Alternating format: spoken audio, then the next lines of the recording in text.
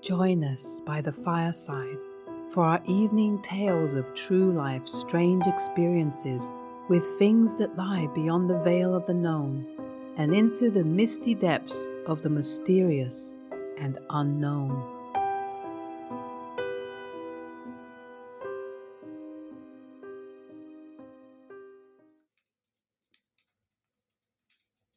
An alien presence in my home. I've never shared this story with anyone because, to be honest, I never thought that anyone would believe me. Anyway, it happened when I was home along one evening and I had gone to sleep for the night. I live with my partner and two cats, but she was out of state traveling for business.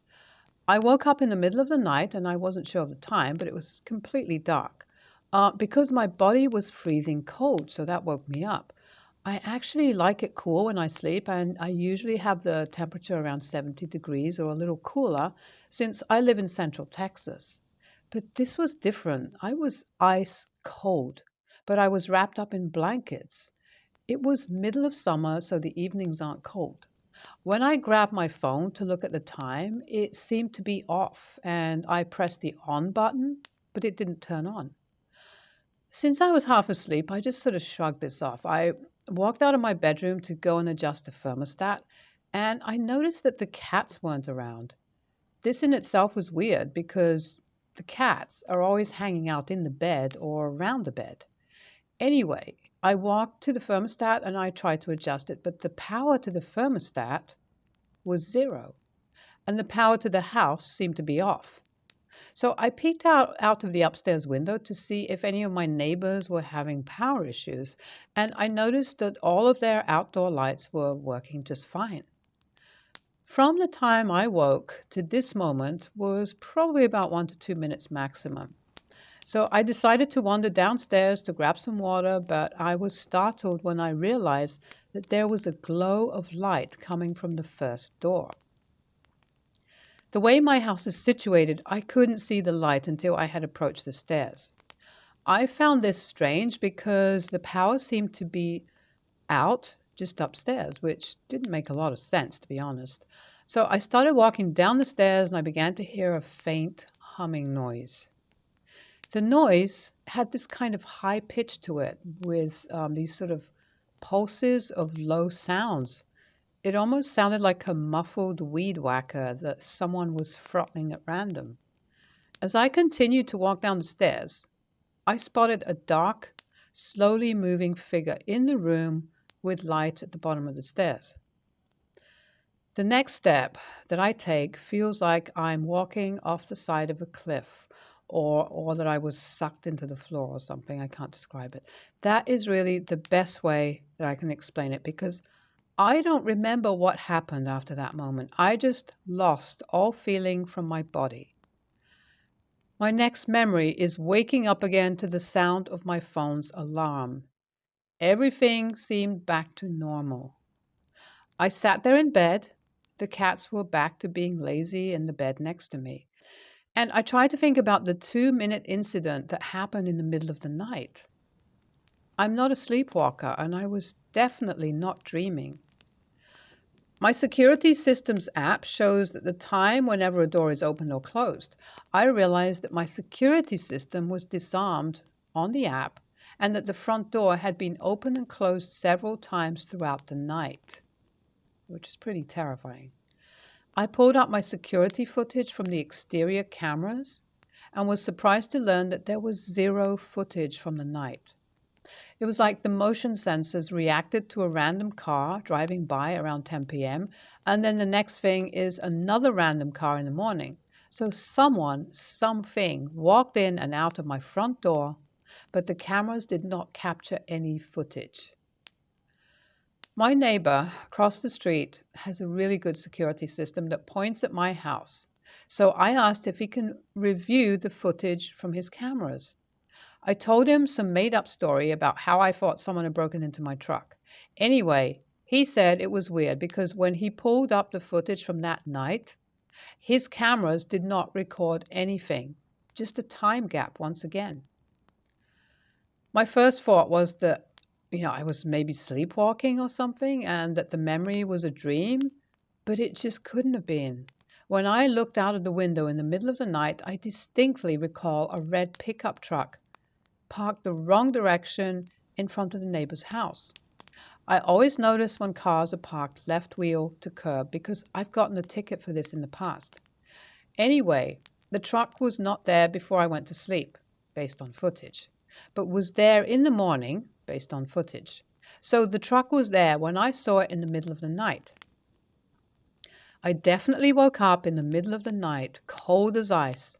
No cats, no working phone or thermostat. I saw the truck out of the window and then I got warped by something on the stairs. A couple of additional things were different in the house. The security system was disarmed, and I definitely remember arming it before going to bed. The light was still on downstairs, and that was absolutely off before I went to bed. My whole body smelled like burnt marshmallows. I know this is weird, but it's how it smelled. And lastly, my 55-gallon fish tank that sits at the bottom of the stairs in the entryway was missing two-thirds of the water. Seriously? Where did 40 plus gallons of water go? The whole area around the tank was bone dry, and the fish were fine. I think I was messed up by some kind of, I don't know, aliens, entities of some kind. I have no idea. So that is the only thing I can relate here is my experience. As to what it was or anything like that, I can't say for sure, but I have read some things since, and it sounds possibly like some kind of abduction or something. Something, something happened to me. Well, it definitely sounds like something was messing with you for whatever reason. Um, One can only hope that it doesn't happen again. And I don't know how you could prevent this from happening again. I don't know. But anyway, all the best to you. Some strange beings. In my junior year in college, I had a strange experience. So anyway, first I'll give you a few details. My dorm room was attached to my roommate so that I had to go out of hers to get to the bathroom or the hallway. She was a light sleeper, but I wasn't the type to be out late, so it didn't really matter. I had two normal operations in my life at that time and discovered that while under anesthesia, I would wake up briefly towards the end before I was supposed to. If I get a mosquito bite, I've got to deal with it for at least a month. I'm not a fast healer. Anyway, one night I had the most vivid dream of my life. I woke up briefly somewhere else, and then I went right back to sleep. In this dream, I looked left, I looked right, and then I passed back out, just like if I was in surgery. I was on a hospital gurney, slightly inclined, facing the wall. There was ambient noise behind me, and the echo suggested that it was a very large room. There was nothing sinister about the noises. On either side of me was a row of empty hospital gurneys. At my feet, just to my right, two people were having a conversation sitting on a bench against the wall. One was a person in a dark suit, and the other was, I don't know what it was. It was small, and I saw its hands, which appeared to have darker skin, kind of grayish. They were speaking together so animated and excited, like two old friends who hadn't seen each other in years, and they didn't notice me wake up. I didn't recognize the dialogue, though I don't speak German or, Russian or Chinese or anything. I recognize them when I hear them. The language that these two beings were speaking was completely unrecognizable, yet the person in the suit was fluent. Then I went back to sleep. In the morning, I said, wow, that was a messed up dream, and I went to the shower.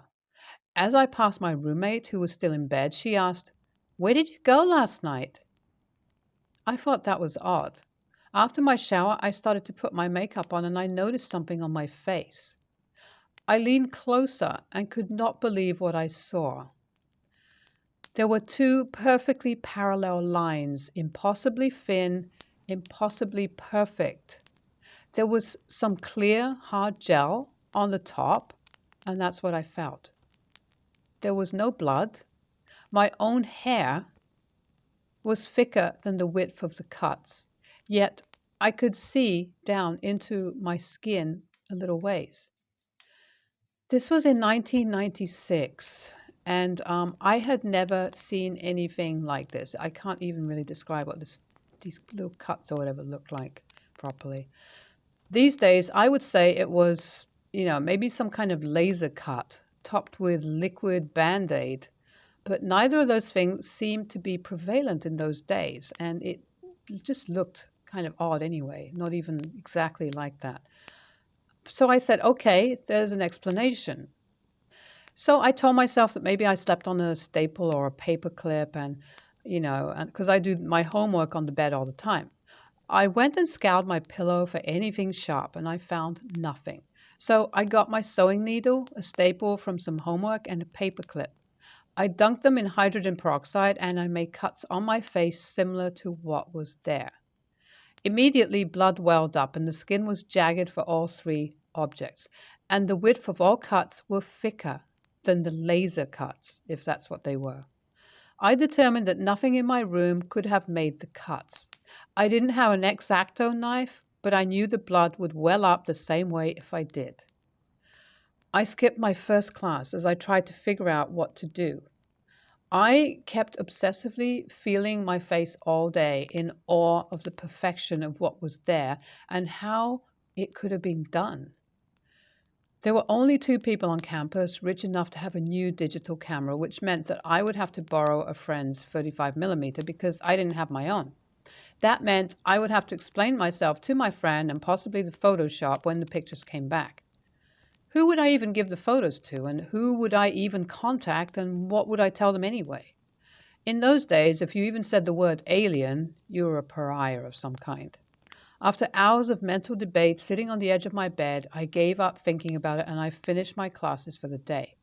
I sat on the edge of the bed into the night, debating, unsure of what to do. And in the early hours of the morning, I woke up. The cuts were completely gone. The wounds were healed. There was no trace of even a scar on that side of my face. So I was so disturbed for a few days, and I wondered, what is all this about? But then I just eventually had to forget about it and get on with my life. In a few years after graduating, I decided I was going to have some dental work done, and I went to two different offices to get quotes. They both took a facial x ray.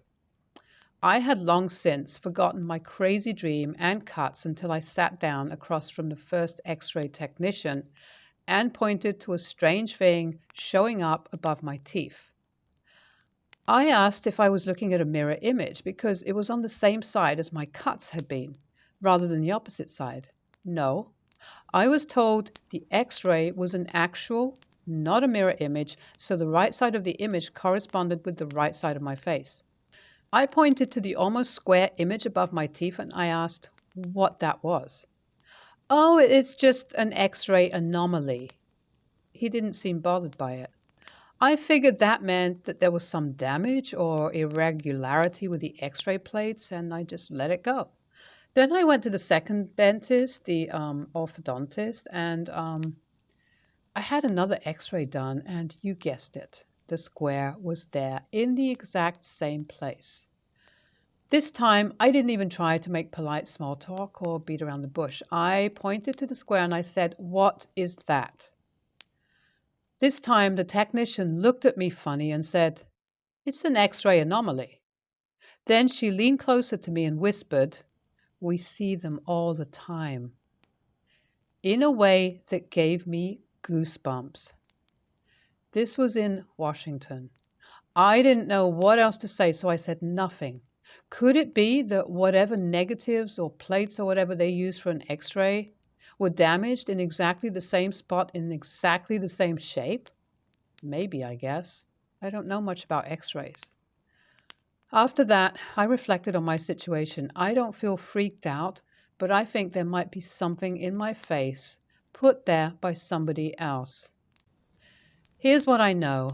We do this all the time to other species. We chase them in helicopters, we shoot at them with tranquilizer darts, we take rectal temperature, take blood samples, stamp radio tags in their ears with no regard to if it hurts or the trauma of the event, or if their furry buddies will ostracize them later because they have something funky on their ear.